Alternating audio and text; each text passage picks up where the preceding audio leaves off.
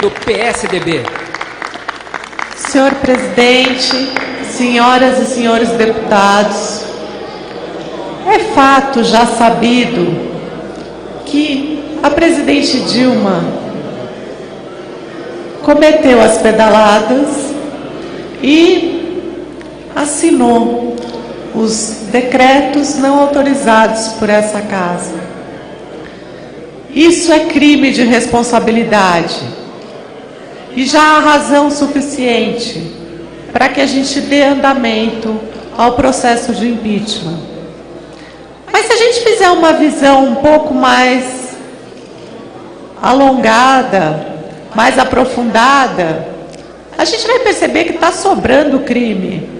É crime de responsabilidade eleitoral, crime de improbidade administrativa, crime de falsidade ideológica, crime de obstrução à justiça, crime de desobediência, crime de extorsão. Crime de extorsão, esse o PT se aprofundou e realmente o PT aprendeu a fazer isso muito bem.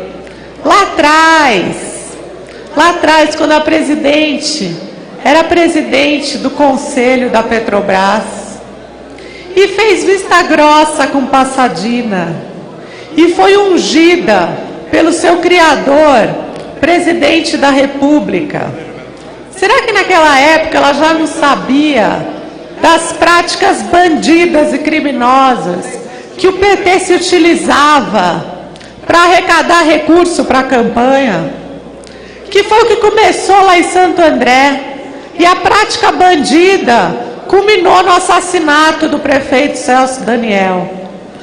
Pois bem, a presidente Dilma, sabendo disso, deveria ter sido vigilante e deveria ter querido saber cada tostão que entrou na campanha dela, qual fosse a origem. Mas ela não quis saber. Ela preferiu aprofundar essa relação promíscua com as grandes empresas, pois ela mostrou que não estava bem intencionada com esse país. Aí chega o ministro Cardoso aqui para fazer a defesa da presidente. Ele praticamente a destituiu do cargo de presidente da República. Nas entrelinhas de só defesa, ele caracteriza a presidente como incapaz, como irresponsável. Mas a senhora foi e é responsável, sim, por tudo que fez a essa nação. Vamos trazer as pedaladas para a realidade, porque a senhora está afastada da realidade. A senhora está trancada no palácio, fazendo uma retórica vazia para ludibriar o povo brasileiro. Mas vamos para a realidade. E a realidade, a gente tem mais de 60 milhões de brasileiros inadimplentes. Isso é 40% da população. São mais de 50 bilhões de reais de dívida. E sabe quem são essas pessoas? São as vulneráveis, aquelas que recebem de 1 a 2 salários mínimos. E sabe quem faz parte desse universo? As pessoas com deficiência. Senhora presidente, eu falei olhando nos seus olhos o porquê que eu entrei na política. Eu entrei na política por gratidão. Por gratidão por tudo que minha família conseguiu fazer com que eu tivesse. Eu entrei na política por amor ao próximo, para fazer o bem, para ajudar as pessoas. E eu continuo com profunda gratidão, porque o Brasil apostou em mim, apostou na minha força de trabalho, na minha força de transformação, mesmo sem mexer braços e pernas. E eu vou dizer para a senhora o que está acontecendo com a pessoa com deficiência nesse país. Prestem atenção, deputados do norte e do nordeste desse país. Uma criança no Maranhão, por exemplo, ela demora 5 anos para receber uma cadeira do SUS, uma cadeira de rodas. 5 anos ela fica fora da escola. E quando a cadeira chega, não serve mais. É dinheiro jogado no lixo. A senhora, presidente, teve muito tempo para consertar isso.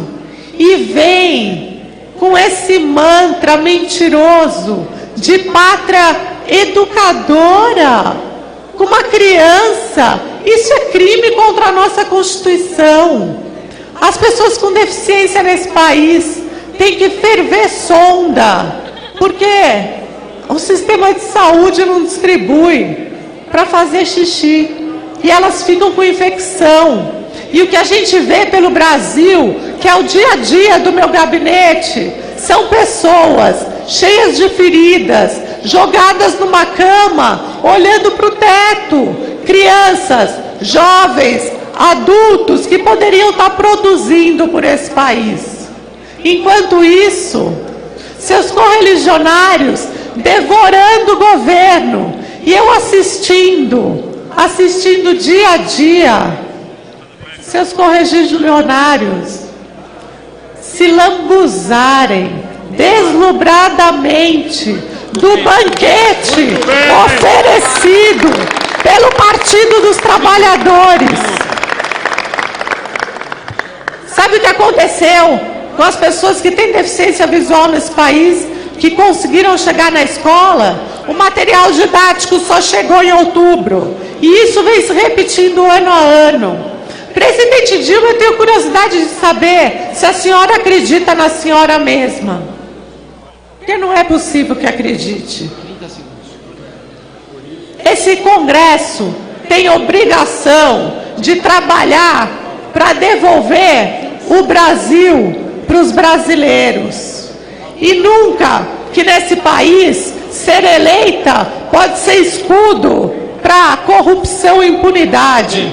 Portanto, dona presidente, a senhora deve desculpas a essa nação, desculpa ao povo brasileiro.